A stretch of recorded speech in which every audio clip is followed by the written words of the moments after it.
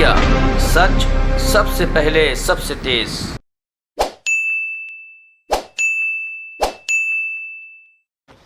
नमस्कार दोस्तों। आज 2 दिन पहले हमने उत्तरी दिल्ली नगर निगम के विषय में एक प्रेस वार्ता की थी कि उत्तरी दिल्ली नगर निगम कुछ ट्रामल मशीनें किराए पे ले रहा है और जिस रेट में ट्रामल मशीनों को किराए पे लिया जा रहा है उसके संदर्भ में एमसीडी की ही ऑडिट रिपोर्ट में सवाल उठाए गए थे। और जब एक ट्रामल मशीन का महीने का किराया 6,30,000 रुपये था, उस पर भी सवाल उठाए जा रहे थे उन्हीं की ऑडिट द्वारा कि ये पैसा ज़्यादा है।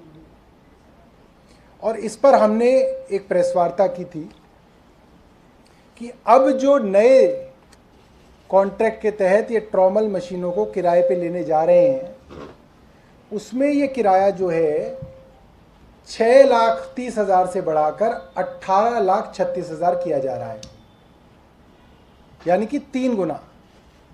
इस पर कल कुछ अखबारों में भाजपा के स्थायी समिति के उत्तरी नगर निगम स्थायी समिति के अध्यक्ष जोगीराम जैन के कुछ बयान छपे हैं। मैं आपको ये बयान बता रहा हूँ। और बयान जो है वो ये है, ट्रामल मशीनों का कोई किराया नहीं लिया जा रहा। निस्तारित किए गए कूड़े के 306 रुपये प्रति टन के हिसाब से भुगतान किया जाएगा। 79 मशीनें यहां लगाने की योजना है। एक मशीन से कम 6,000 टन कूड़े का प्रतिमाह निस्तारण किया जाएगा। इसका क्या मतलब हुआ? 306 प्रति टन के हिसाब से निस्तारण करेंगे। एक महीने में एक मशीन कम से कम 6,000 टन का निस्तारण करेगी, तो 306 गुणा 6,000 बनता है 18,30,000 रुपये कम से कम। तो कम से कम किराया जो एक महीने का एक मशीन का ये लोग देंगे, ये 18,30,000 रुपये। और कह रहे हैं कि हम जो है किराए पे नहीं दे रहे। और इनकी अब स्टैंडिंग कमेटी की जो एजेंडा छपा है उसमें साफ साफ लिखा हुआ है, कचरा जलाने योग्य कचरे आरडीएफ तथा एसएनडी कचरे के लिए अपेक्षित कचरा पृथक्करण ट्रामल मशीनरी किराए पर लेने के पश्चात लिगेसी कचरे के बायो माइनिंग एवं रिडीमेशन हेतु प्रति मीट्रिक दरें उद्धृत करें। इनके खुद एजेंडा के अंदर लिखा हुआ है कि ये किराए पे मशीनें ली जा रही हैं और इनके स्टैंडिंग कमेटी के अध्यक्ष अखबारों में बयान दे रहे हैं कि ये किराए पे नहीं दी जा रही। कल स्टैंडिंग कमेटी के बाहर हमारे पार्षदों ने इसके विरोध में काफ़ी देर तक धरना दिया और मांग की कि जो एमसीडी की खुद की ऑडिट रिपोर्ट है उसके ऊपर एमसीडी कार्रवाई करे। मगर स्टैंडिंग कमेटी के अंदर इस प्रस्ताव को पास कर दिया गया। तो आज की प्रेस वार्ता इसलिए कि हमने जो कहा वो इनकी स्टैंडिंग कमेटी के अध्यक्ष ने खुद जो है मान लिया है। और ये बात भी मान ली है कि अब 3 गुना रेट पर इस मशीन को किराए पे लिया जाएगा। इनकी ऑडिट में ही ये बात सामने आई है। ये मशीन मात्र 17,70,000 रुपये की है। एक मशीन जिसकी कीमत 17,70,000 रुपये, उसका महीने का किराया एमसीडी जो है 18,36,000 रुपये देगी। ये बात अब खुद उनके बयान में ही दर्ज हो गई है। तो क्योंकि अब एमसीडी नहीं मान रही है और सीधा सीधा गुंडागर्दी पे उतर आए हैं, तो हमने ये सोचा है कि हमारे विपक्ष के नेता जो हैं विकास गोयल जी, जो मेरे साथ बैठे हैं, ये section 207 Delhi municipal corporation act amendment 2011 के तहत दिल्ली सरकार को अपनी शिकायत देंगे ताकि दिल्ली सरकार एक स्पेशल ऑडिट इस मामले में कराकर दूध का दूध और पानी का पानी किया जाए। तो आज की प्रेस वार्ता इस बारे में थी। अगर आपके पास कोई सवाल हैं तो आप सवाल पूछ सकते हैं। शिकायत दे रहे हैं, देंगे शिकायत देंगे। सर, केंद्र सरकार ने सभी राज्यों से ये रिपोर्ट मांगी है कि उनके राज्य में ऑक्सीजन से कितनी मौतें हुई हैं। शुरू में रिपोर्ट्स आई थी, कोई रिपोर्ट मौत नहीं हुई। इस पर आपका क्या कहना है? क्या राज्य की तरफ से भी मिल जाएगी और इस पर क्या कहना है? जावेद भाई, आप इस चीज़ को समझिए कि ऑक्सीजन के अभाव में अगर मौतें होती हैं तो आमतौर 3 तरीके की मौतों को आप इसके अंदर शामिल कर सकते हैं। पहली, वो जो अस्पताल में दाखिल मरीज़ है, ऑक्सीजन की कमी हो गई, अस्पताल में मरीज बिना ऑक्सीजन के मारा गया। नंबर 2, वो जो लोग घर में हैं, अस्पताल में दाखिल नहीं हुए, घर में ऑक्सीजन सिलेंडर की ज़रूरत है, बिना सिलेंडर के उनकी मृत्यु हो गई। नंबर 3, वो जो अस्पताल में एडमिशन के लिए अस्पताल के बाहर खड़े हैं सड़क पर, और अस्पताल ने उनको एडमिशन ये कह के नहीं दिया कि हमारे पास ऑक्सीजन ही नहीं है, हम आपको एडमिशन कैसे दें, और उनकी वहाँ अस्पताल के बाहर मौत हो गई। अब ये 2 तरीके की मौतें हैं, अस्पताल के बाहर सड़क पर और अपने घर में। इसका तो कोई डॉक्टरी सर्टिफिकेट मिलेगा नहीं कि उनकी ऑक्सीजन के अभाव में मृत्यु हुई। और तीसरी मृत्यु का जो मैंने आपको बताया कि जो अस्पताल में होंगी, उनका भी मैं नहीं समझता कि कोई भी अस्पताल प्रशासन किसी भी मरीज को उसकी डेथ समरी में लिख के देगा कि ऑक्सीजन की कमी की वजह से उनकी मृत्यु हुई, क्योंकि वरना उनको लगता है कि ये तो प्रशासन जो है, अस्पताल प्रशासन के ऊपर मामला आ जाएगा। मरीज जो है और मरीज के जो घर वाले हैं वो अस्पताल प्रशासन को कोर्ट में ले जा सकते हैं, उनसे मुआवजा मांग सकते हैं, तो वो भी नहीं लिखा जा सकता। इसीलिए एक तय तरीका ये है कि सरकार जो है वो इस तरीके की मृत्यु की जांच कराए। जहां जहां पे भी लोग ये लिखें या बताएं कि हमारी इस मृत्यु जो है उसको आप ऑक्सीजन की कमी की वाली एक संदिग्ध मृत्यु मान सकते हैं, उसकी जांच सरकार कराए और उसके बाद वो आंकड़ा भी दे और उनको कंपनसेशन भी दे। दिल्ली सरकार ने एक फैसला किया था कि इस तरीके की हुई मृत्यु के कारण जो जो परिवारों को नुकसान हुआ है उन परिवारों को 5 लाख रुपए की एक आर्थिक मदद दी जाएगी। और इस विषय में एक समिति बनाई गई जिसमें प्राइवेट और सरकारी अस्पताल के डॉक्टर शामिल थे कि वो इस तरीके की संदिग्ध मृत्यु जो है उनकी जांच करेगी। दिक्कत हमारे ये है कि एलजी साहब ने उस समिति को बर्खास्त कर दिया, उसको काम नहीं करने दिया। तो हमारी केंद्र सरकार से और एलजी साहब से ये गुजारिश रहेगी कि राजनीति से उठकर इस समिति को काम करने दें, ताकि वो लोग जिनके घर वाले इस कारण मर गए उनको 5 लाख रुपए की मदद भी मिल सके और एक सही आंकड़ा जो है केंद्र सरकार को भी दिया जा सके, ताकि आगे आने वाले समय में जो है इस चीज के ऊपर बेहतर काम हो। सर, दूसरा सवाल गफ्फार मार्केट को लेकर है। उस पर आपके क्या इल्जाम है और अभी क्या स्टेटस है उसका और क्या कहना चाहेंगे? क्योंकि जो मार्केट एसोसिएशन वाले हैं वो कह रहे हैं कि हम कहीं और शिफ्ट होने के लिए तैयार है, नहीं तो हम कोर्ट भी जाएंगे, लेकिन कोई हमें जगह दी जाए सरकार की तरफ से। गफ्फार मार्केट वाले मामले में 99 साल की लीज पर दुकानें जो हैं दुकानदारों को एमसीडी द्वारा एलोकेट की गई हैं। अभी मात्र 40-45 साल हुए हैं, तो उनकी लीज का बड़ा हिस्सा भी बचा है। तो कानूनी तौर पे भी एमसीडी को उनको जगह मुहैया करानी चाहिए और नई बिल्डिंग बनने के बाद दोबारा से उन दुकानदारों को वो दुकानें अलॉट करनी चाहिए। ये कानून सम्मत बात है, मगर एमसीडी गुंडागर्दी पे उतरी हुई है। किसी भी बिल्डिंग को जर्जर दिखाओ, उसके अंदर से लोगों को खाली कराओ, प्राइवेट प्रॉपर्टी डीलर को बिल्डिंग बेच दो, प्राइवेट बिल्डर के साथ मिलकर करोड़ों रुपए कमाओ।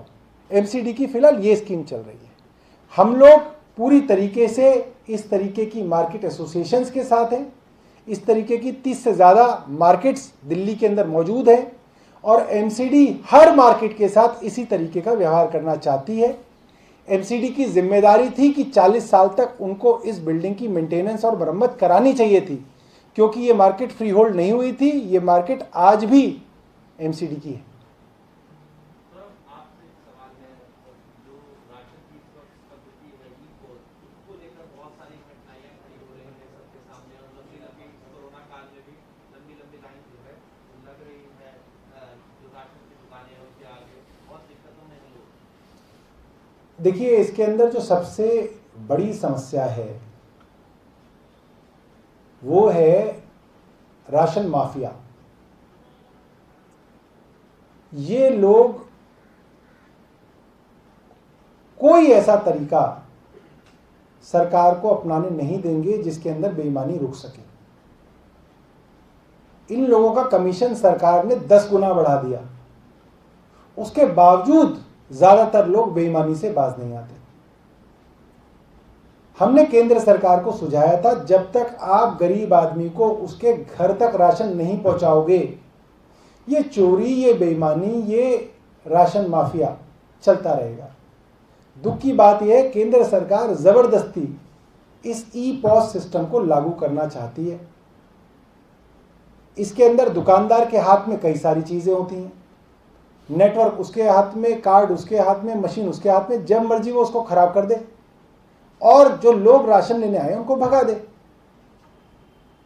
मशीन खराब हो गई, अब आप कैसे, कोई गरीब आदमी कैसे साबित करेगा कि मशीन खराब हो गई या राशन माफिया ने खुद खराब कर दी? ये बड़ा आसान है करना। तो इस तरीके की समस्या पहले भी आई थी, 3 साल पहले भी इस स्कीम को जारी करने की कोशिश की गई थी, 2-3 साल पहले, तब भी यही समस्या आई थी।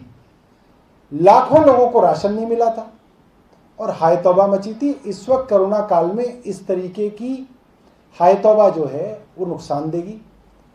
हम केंद्र सरकार से चाहेंगे कि वो अपनी हट त्यागे और इसको जो है होम डिलीवरी ऑफ राशन को मंजूरी दे दे। पंकज जी, आप पूछिए। मेरा सवाल ये है कि आपके पास इतना बड़ा विभाग है, खाद्य विभाग है, आपको लगता नहीं है कि अगर कोई तकनीकी गड़बड़ी आ रही है किसी राशन दुकान में, तो उसमें माफिया क्या करेगा, उसमें केंद्र सरकार क्या करेगी? आपका प्रशासन कुछ नहीं कर रहा, आपको लगता नहीं? समस्या ये है कि ये चोरी कर करके इतने ज्यादा मजबूत हो चुके हैं कि अगर आप इनके ऊपर कोई कार्रवाई करें, मैंने खुद व्यक्तिगत तौर पे कुछ राशन माफियाओं के ऊपर कार्रवाई कराई। ये लोग इतने बदमाश हैं कि जैसे ही इन पे कार्रवाई होगी, हाई कोर्ट जाके कोई ना कोई स्टे ले आते हैं। इनकी दुकान को, इनका लाइसेंस कैंसिल कराना लगभग नामुमकिन है। आप इनके पीछे जाएंगे, जैसे इन्होंने कह दिया कि जी मशीन खराब हो गई, भगा दिया लोगों को। कोई आदमी विधायक कार्यालय में जाएगा, शिकायत करेगा, विधायक कार्यालय से एफएसओ को कॉल जाएगा, एफएसओ सोचता हुआ 2-4 घंटे में जाएगा और अगर उस वक्त मशीन चल भी रही होगी तो कहेंगे जी अब चल गई, तब खराब हो गई थी। तो इस तरीके की बदमाशियां हैं इनकी, और इतने सालों से लूट लूट कर ये लोग इतने ज्यादा समृद्ध हो चुके हैं कि बात बात पे हाई कोर्ट में बड़े बड़े वकील खड़ा करने के लिए तैयार रहते हैं। और प्रशासन को भी बड़ी समस्या आती है इन लोगों से डील करने में।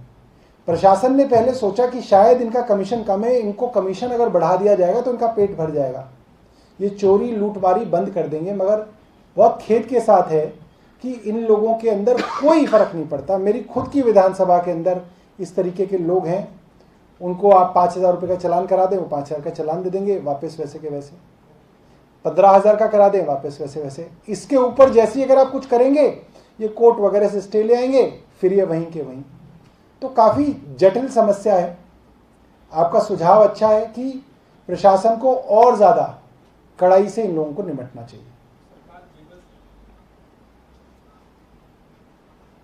सरकार और प्राइवेट आदमी जब हाईकोर्ट के सामने जाते हैं, हाईकोर्ट ये नहीं सोचता कि ये सरकार है, वो कहते हैं ये 2 पार्टियां हैं, ये पार्टी 1 है, ये पार्टी 2 है, और उस हिसाब से फैसले होते हैं। आपने देखा प्राइवेट स्कूलों के अंदर सरकार ने कहा कि प्राइवेट स्कूल फीस नहीं बढ़ा सकते, 1 साल तक फीस नहीं बढ़ी, पेरेंट्स को राहत रही।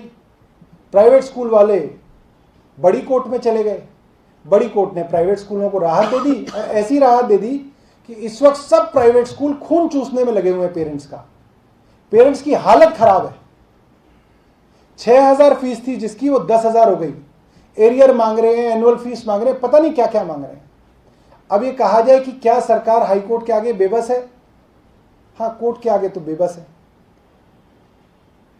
मगर कोर्ट्स को भी मेरा ये मानना है कि इन सब चीज़ों के अंदर ये समझना चाहिए कि अगर सरकारें कुछ फैसला कर रही हैं तो इसके बारे में सोच विचार करके ही फैसले दें, क्योंकि कोर्ट को कोई भला बुरा नहीं कहता, लोग सरकार को ही भला बुरा कहते हैं।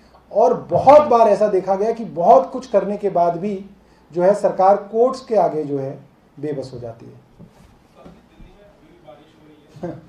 आपके 2 प्रश्न हो चुके हैं। अच्छा, बारिश में आप जाएंगे भी कहाँ? दिल्ली डूबी हुई नजर आ रही है बार-बार। ट्रैफिक जाम भी है, आपको टाइम लगेगा पहुंचने में। दूसरा ये कि जलभराव काफी ज्यादा हो जाता है दिल्ली में, तो ज्यादातर सड़कें जहाँ पे जलभराव होता है वो आपकी पीडब्ल्यूडी की है, वहाँ तो कोर्ट भी नहीं जाना पड़ता है। इतने सालों से एजेंसियाँ कर क्या रही है? मैं आपको पंकज जी फिर बताऊं, और आप तो बहुत पुराने और ऐतिहासिक पत्रकार हैं। जब मैं पिटीशंस कमेटी के अंदर चेयरमैन था तो बाकायदा पीडब्ल्यूडी के चीफ सेक्रेटरी, एमसीडी के तीनों कमिश्नर्स, इन सबको बुलाकर हमने ये बात साबित की थी मीडिया बंधुओं के सामने। मोटे तौर पे जो पैसा डीसिल्टिंग के लिए दिया जाता है उसकी डीसिल्टिंग ना होके वो पैसा खा लिया जाता है, और डीसिल्टिंग सिर्फ नाम पे होती है। और हमने कड़ी कार्रवाई इन चारों अधिकारियों के खिलाफ करनी चाहिए थी। ये मामला चीफ सेक्रेटरी तक गया था, वो भी कोर्ट की शरण में गए थे, हाई कोर्ट की शरण में गए थे। आज भी वो मामला हाई कोर्ट के अंदर लंबित है। कोशिश हमारी थी कि उसको भी हम कंक्लूड कर सकें, मगर वहां पे लंबित होने के कारण उन अफसरों को एक, ये मिल लीजिए, उनको एक सांस मिल गई, और ये जो गड़बड़ी है अभी तक चल रही है। इसका मूल कारण ये है, आप देखें कि जो डीसिल्टिंग के नाम पे कॉन्ट्रैक्ट दिए जाते हैं, ज़्यादातर कॉन्ट्रैक्ट्स के अंदर काम नहीं किया जाता, पेमेंट्स हो जाती हैं मगर डीसिल्टिंग नहीं की जाती। जलभराव आपको बाहर की सड़कों पे इसलिए दिखता है क्योंकि अंदर का पानी कुल मिला के बाहर ही आएगा, और वहाँ आपको जलभराव जो है देखने को मिलता है। कोई नाला एमसीडी का है, कोई नाला पीडब्ल्यूडी का है, कोई नाला डीडीए का है, वो एक दूसरे पे डालते रहते हैं। एक और इसका तरीका ये है कि थोड़ा यूनिफिकेशन हो जाए एजेंसीज का। अगर एमसीडी और दिल्ली सरकार दोनों ही एक राजनीतिक दल के पास आ जाए तो भी थोड़ी मदद इसमें हो सकती है। ये दावा किया गया कि मेट्रो ब्रिज को जैसे ठीक कर दिया वैसे 147 लोकेशन पे जलभराव हो गया। 1500 पंप की बात कही गई, लेकिन सचिवालय के पास आईपी स्टेट जो रोड है सचिवालय की गेट पे ही जलभराव हो रहा होगा। जलभराव होता है, और इस कदर जलभराव होता है कि 80 फुट की सड़क 20 फुट की रह जाती है। ये तो बहुत खेद का विषय है, इसके ऊपर तो हम बात करेंगे, सरकार से बात करेंगे इस पर। और बताइए।